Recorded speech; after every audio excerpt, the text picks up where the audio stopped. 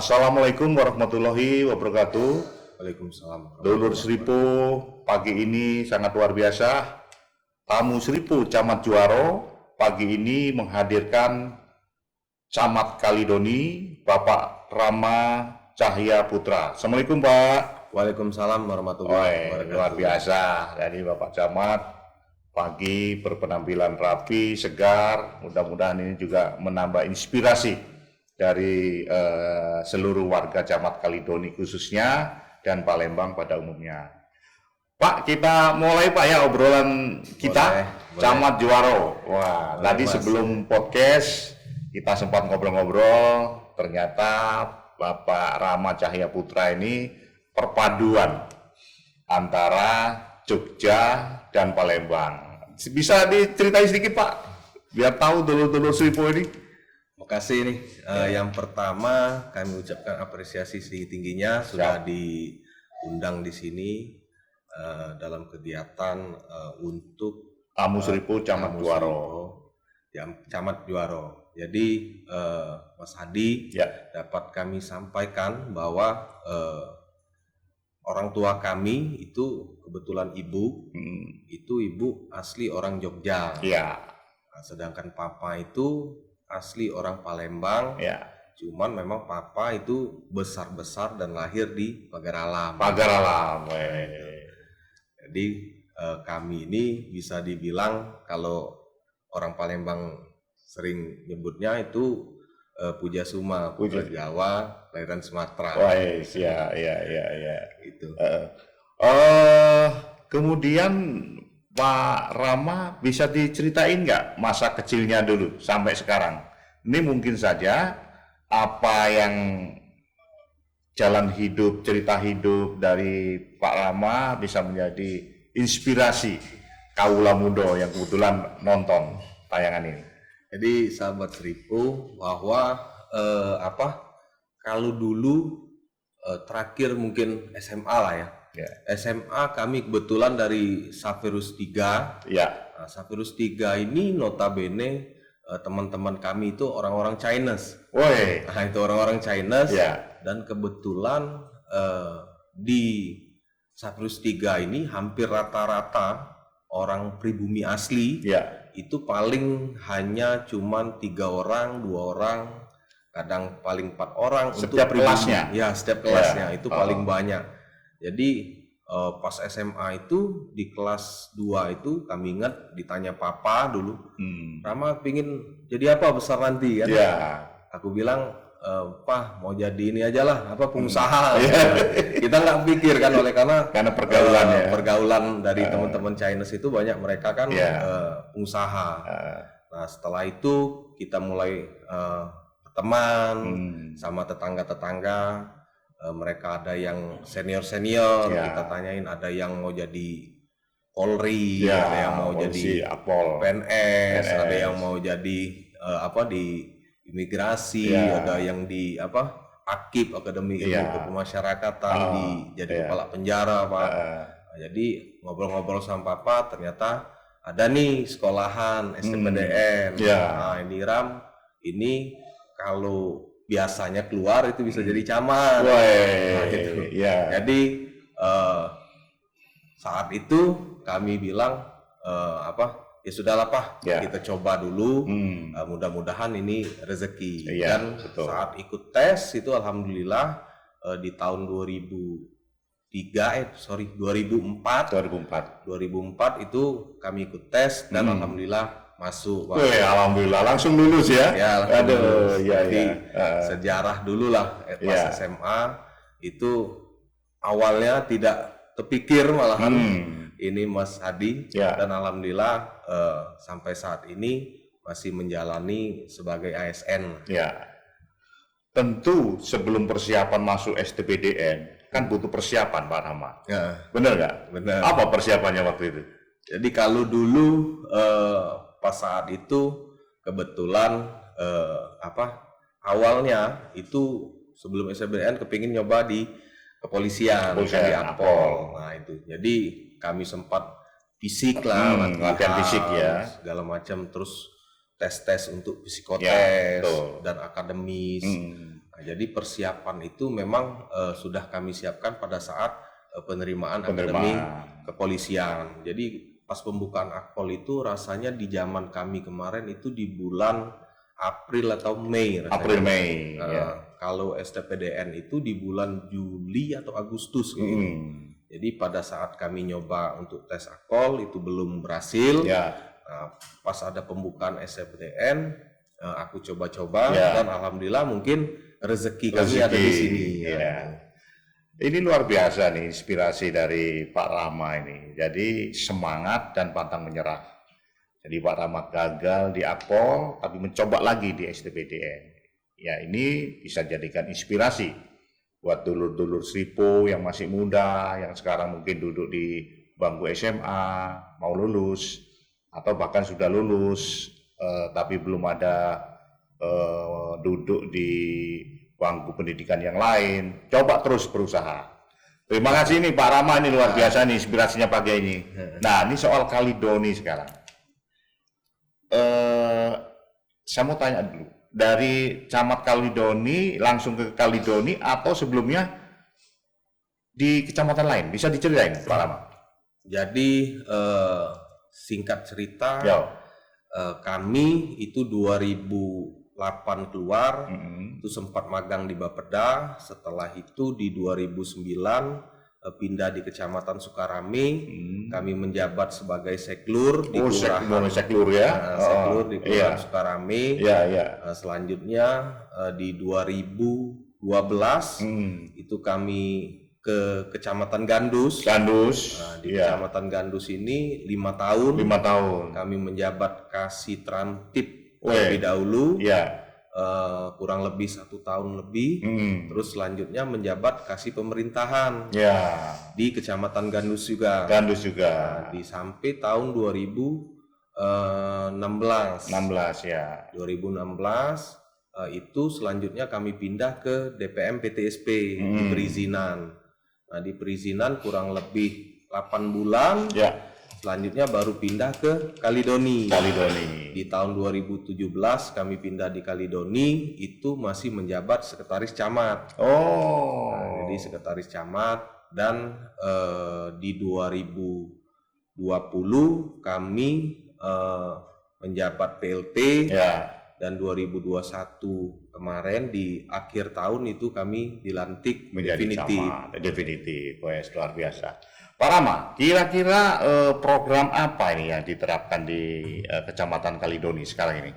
Jadi kalau program-program, alhamdulillah kita lumayan banyak. Nah, jadi yang pertama itu kami ada program namanya Kalidoni Tersenyum. Jadi Kalidoni Tersenyum ini merupakan tebar sedekah atau berbagi sesama mereka, untuk mereka. Jadi ini kami gagas dari seluruh pegawai. Itu kami setiap hari Jumat itu mereka sumbangan dan kita bagikan untuk masyarakat yang ada di wilayah Kecamatan Kalidoni ini yang mungkin belum beruntung, dan kita bagikan sembako. Nah itu Kalidoni Tersenyum. Terus ada juga program kita itu namanya Lapak Gani. Lapak Gani ini kita promosikan dari UMKM yang ada di Kecamatan Kalidoni ini melalui media-media sosial. Seperti IG milik Kecamatan Kalidoni. Ada ya sekarang IG-nya ya, medsos ya, ada. IG, YouTube. Nah, itu kita masukin di IG kita, di YouTube kita, agar mereka paling tidak terkadang itu masyarakat itu masih belum begitu memahami terkait dengan perkembangan teknologi. Jadi kita bantu mereka untuk memberitahukan ke halayak ramai bahwa ada nih salah satu UMKM yang ada di Kecamatan Kalidoni. Nah, dan juga yang ketiga kita juga ada TPS 3R. TPS 3R ya. TPS 3R ini dari tahun 2017 itu sudah dibangun. Dan alhamdulillah sampai saat ini masih berjalan. Jadi kita ada 2 lokasi di Kelurahan Kalidoni dan di Kelurahan Sungai Selayur. Ya. Nah, pada intinya TPS 3R ini kami ingin memberitahukan ke masyarakat bahwa sampah ini sebetulnya bukan suatu masalah, tapi melainkan sampah ini bisa menjadi suatu untuk masukan penghasilan bagi masyarakat Dengan cara asal mereka memahami. Ya. Gitu. Nah, disinilah kami memberikan contoh kepada masyarakat bahwa ada nih tempat untuk pembelajaran, yaitu di Kalidoni ini. Kita ada 2 lokasi, jadi mereka bisa melihat langsung, mereka bisa kalau mau belajar juga praktek dipersilahkan. Jadi sampah ini sebetulnya kita pisahkan antara organik dan non-organik. Nah, jadi mereka ini kita pisahkan. Untuk yang organik kita jadikan pupuk padat. Iya. Ada itu, lahannya juga tersedia sana, Pak? Ada. Kalau yang di Kalidoni kita pinjam pakai dengan tanah Kodam Sriwijaya. Iya. Kalau di Selayur itu kebetulan lahan punya milik pemerintah provinsi. Jadi memang di 2 lokasi ini memang dahulunya itu Pak Adi, Mas Adi, ini merupakan suatu tempat sampah juga. Tapi sampahnya bisa dikategorikan sampah liar. Nah itu, jadi dulu itu masyarakat di situ sampahnya gunung-gunung nih. Gunung-gunung. Dan masyarakat di situ sering dibakar. Karena belum tahu, belum diedukasi belum dikasih edukasi. Jadi kami berpikir bahwa kenapa tidak kita manfaatkan dan kita beri edukasi ke masyarakat bahwa seyogyanya sampah ini bukan suatu masalah, tapi bisa menjadi penghasilan. Seperti itu. Selanjutnya ada juga kita ada 2 itu agrowisata Sungai Jawi. Agrowisata Sungai Jawi. Sama Kampung Gerabah. Kampung Gerabah. Jadi kalau agrowisata Sungai Jawi ini kita adakan suatu wisata yang berbasis edukasi. Jadi kan sebagaimana kita ketahui bahwa anak-anak ini saat ini, Mas Adi, mereka itu banyak ketergantungan dengan gadget. Ya benar. Jadi kami terinspirasi dulu, sempat anak kami itu saat TK itu diajak berwisata ke daerah Ogan Ilir ya? Ogan Ilir. Ogan Ilir. Lupa aku nama kampungnya. Jadi anak kami itu diajak dia metik kangkung, metik cabai. Oh iya ada itu yang wisata itu ya. Lihat peternakan kambing gitu kan. Peternakan. Nah, jadi kami mikir kami punya potensi nih di Kecamatan Kalidoni. Kami memiliki persawahan yang cukup luas, hampir 200 hektar lebih. Nah, cuman kok tidak dimanfaatkan untuk menjadi wisata. Saat itu kami mengajak tokoh masyarakat bersama-sama adik-adik lah. Nah, ini kita bentuk kelompok sadar wisata. Mereka kita kasih edukasi dan alhamdulillah kita kasih pengertian. Dan secara bertahap mereka berkembang dengan sendirinya. Nah, jadi konsepnya itu memang sederhana, Mas Andi, sederhana. Jadi anak-anak itu mereka datang, kita kasih paket. Nah, paket itu mulai dari 35.000 sampai 50.000. Itu banyak pengunjungnya, Pak? Lumayan dari kalangan-kalangan SD, gitu kan, dari kalangan-kalangan TK. Oh, mereka studi lapangan mungkin ya. Lapangan. Nah, jadi mereka kita ajarin bagaimana menanam tanaman di dalam polybag. Oleh karena kita ini daerah perkotaan, jadi kita harus memahami tentang urban farming. Jangan kita menjadi hambatan. Walaupun kita tidak memiliki lahan yang cukup luas, tapi kita bisa menggunakan polybag. atau bisa kita menggunakan seperti tanaman hidroponik Ya, dan sebagainya. betul. Itu kan banyak sebetulnya. Nah, ini yang kita kasih tahu sekalian pembelajaran kepada masyarakat ya, itu benar. bahwa tidak ada problem sebetulnya asal kemauan dari kita sendiri. Seperti itu. Jadi ini pangsa pasarnya memang khusus untuk anak-anak SD, TK, ataupun PAUD. Mereka memahami dan mereka tahu tentang pertanian. Seperti itu. Terus yang Kampung Gerabah tadi, itu kalau Kampung Gerabah ini hampir sama konsepnya, Mas Adi. Jadi di kampung ini dulu satu gang itu lorong keramik ini mereka berjualan gerabah semua. Mereka pengrajin gerabah. Nah, sampai dengan saat ini makin tahun ke tahun itu semakin berkurang, Mas Adi. Nah, terus coba dibangkitkan ya. Nah, sekarang ini kita mencoba membangkitkan kembali, jangan sampai nanti pengrajin ini lama-kelamaan hilang.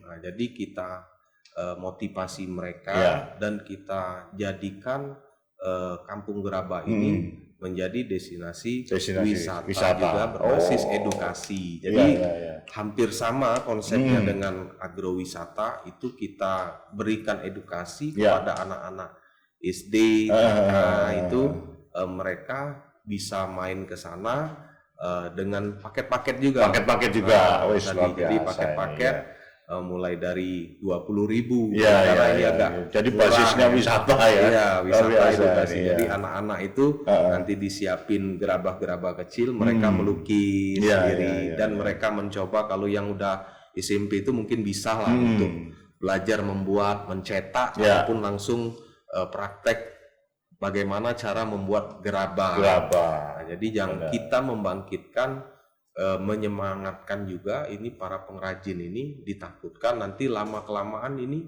pasti hilang kalau tidak kita bantu mereka dengan cara mengangkat itu sebagai tempat untuk menjadi wisata alternatif yang ada di Kota Palembang. Dan ada juga program kita, oleh karena yang lain itu berbasis manual. Ini kita mengikuti teknologi, itu namanya Sigani, Sistem Informasi Warga Kalidoni.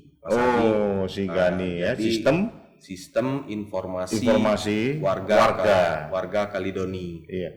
Gani ini warga Kalidoni ya. Tadi ada lapak Gani juga. Sekarang Sigani. Nah, jadi ini kami buatkan program aplikasi.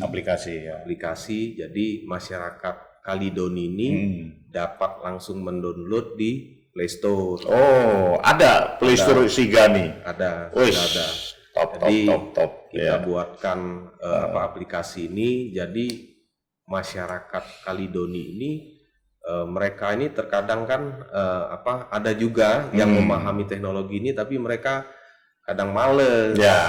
Kadang mereka agak sedikit sibuk, sehingga mereka sering memanfaatkan teknologi. Jadi di dalam aplikasi ini kita ada 4 fitur. Nah, yang fitur pertama itu kita ada tombol darurat.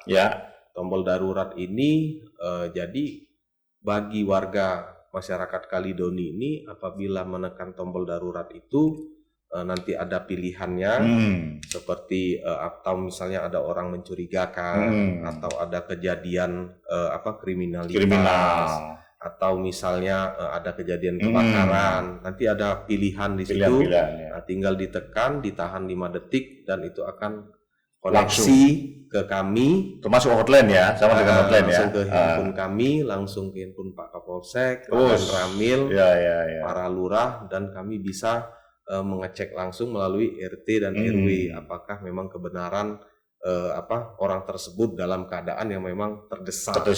Seperti itu.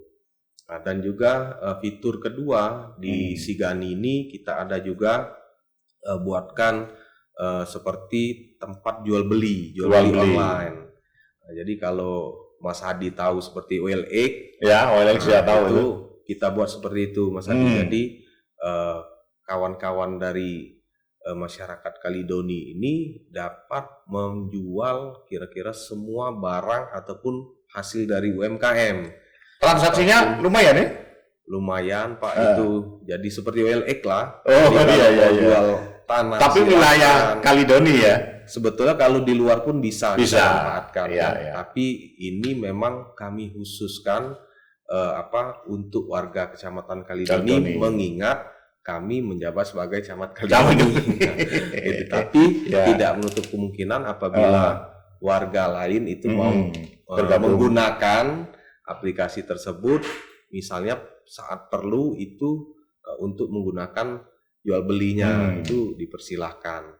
Nah, di sini jual beli ini kami berharap itu masyarakat itu yang mereka yang bingung untuk menjual, memasarkan atau barang-barang yang tidak terguna kembali atau memasarkan tanah atau misalnya UMKM itu bisa di-upload di jual beli. Nah, fitur ketiga itu ada juga terkait dengan berita. Nah, jadi berita-berita seputaran dengan kegiatan-kegiatan di Kecamatan Kaledoni. Jadi berita ini juga bukan khusus dari pemerintah kecamatan. Jadi warga dipersilahkan juga untuk menginformasikan, contoh sebagai contoh nih Mas Hadi, mereka ternyata nih aku kehilangan kucing nih. Di situ dikasih tahu mereka bahwa misalnya aku kehilangan kucing, hubungi kami, nanti lokasi di sini seandainya. Nah, itu jadi bisa masyarakat itu menge-share kejadian-kejadian ataupun berita-berita terkait di Kecamatan Kaledoni. Dan yang fitur terakhir itu yang keempat, kita ada keluhan. Nah, keluhan warga Kaledoni Gani. Jadi public service ya, pelayanan ya. Pelayanan. Jadi sebagai contoh misalnya masyarakat mengeluhkan terkait lampu jalan, lampu jalan mati nih, bisa diupload di situ, difoto, terus di Sherlock dan diupload. Nah, itu akan kita tindak lanjuti ke instansi terkait. Jadi semua itu kita bantu mereka apabila ada yang mau menanyakan juga terkait prosedur pelayanan. Nah, itu tetap kita bantu, kita informasikan di keluhan Gani itu, Mas Hadi. Luar biasa. Ini Pak Rama, ini sebenarnya si Gani ini bisa lebih diluaskan lagi ya. Bukan saja Kaledoni, tapi juga Palembang ini. Iya kan?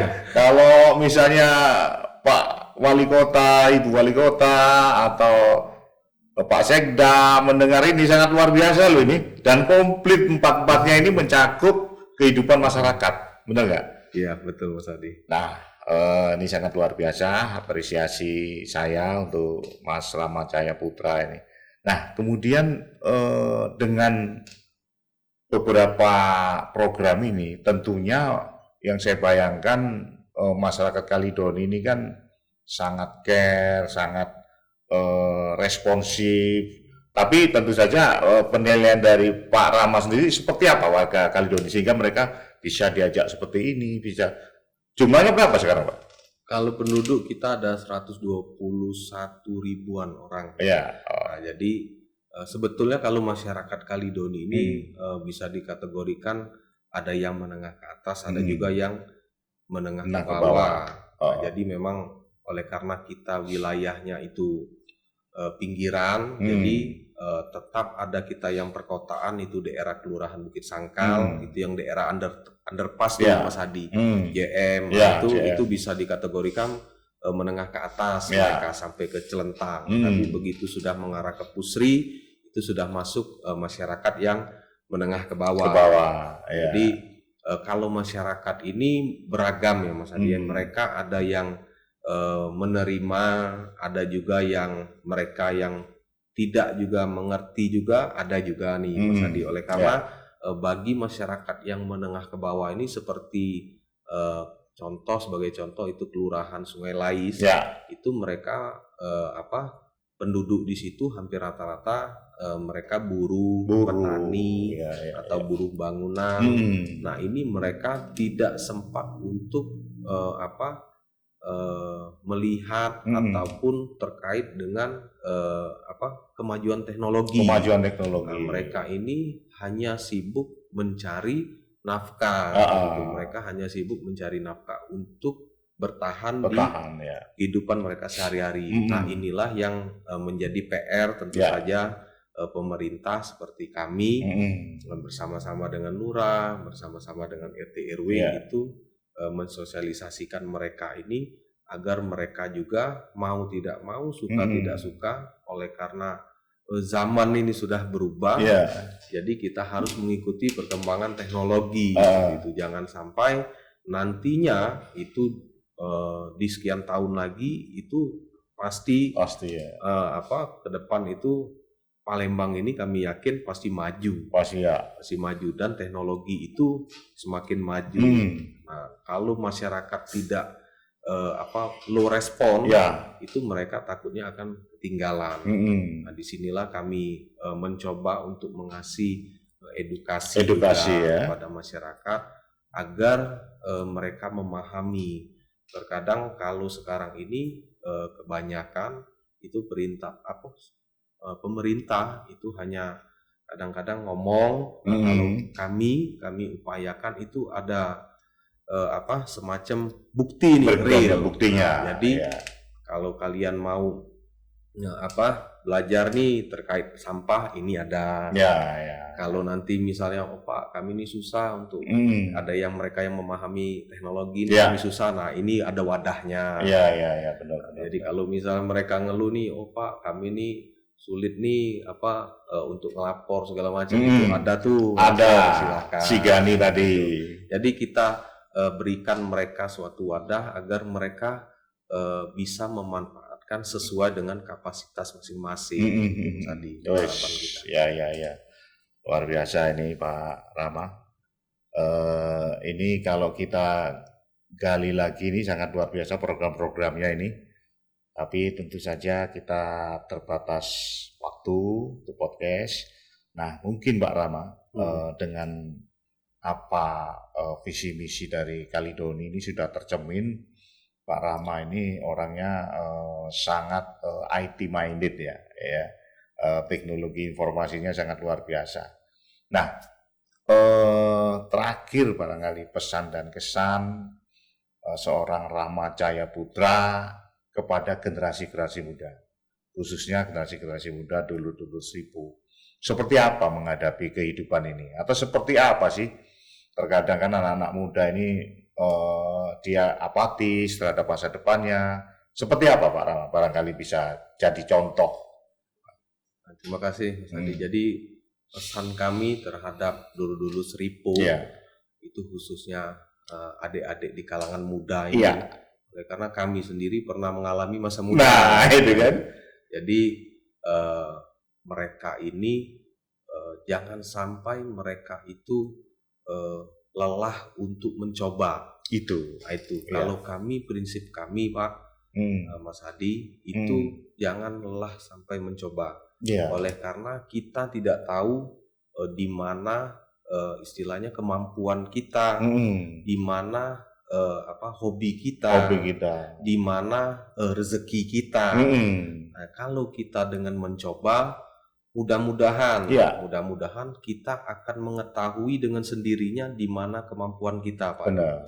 Oleh karena setiap manusia itu yakinlah mereka memiliki kemampuan dan memiliki kapasitas masing-masing. Berbeda-berbeda. Kalau kita sama kan tidak mungkin. Nggak mungkin jadi PNS semua. Nggak mungkin jadi pengusaha semua. Jadi harapan kami adik-adik ini jangan letih untuk mencoba. Mereka walaupun mereka sudah menjalani kuliah atau misalnya mereka sibuk untuk mengikuti misalnya tes-tes akademis seperti itu, tapi mereka jangan juga terlena terhadap nunggu ikut tes terus nunggu tahun depan, tapi mereka tetap harus kuliah. Jangan juga sampai putus. Jadi semua lini itu kita ikuti. Tinggal rezeki kita, kemampuan kita, pengalaman kita semakin bertambah. Harus mencoba, karena kata beliau tadi, kalau tidak mencoba kita nggak tahu apakah kita bisa atau tidak. Dan jangan lupa kalau kita tidak bisa, kita gagal untuk mencoba lagi. Terima kasih Pak Jaya Ramacaya Putra atas kehadirannya. Sama-sama Mas Adi. Kita akhiri podcast ini, mudah-mudahan kita bisa ketemu lagi di lain waktu. Amin. Wassalamualaikum warahmatullahi wabarakatuh. Waalaikumsalam warahmatullahi wabarakatuh. Terima kasih.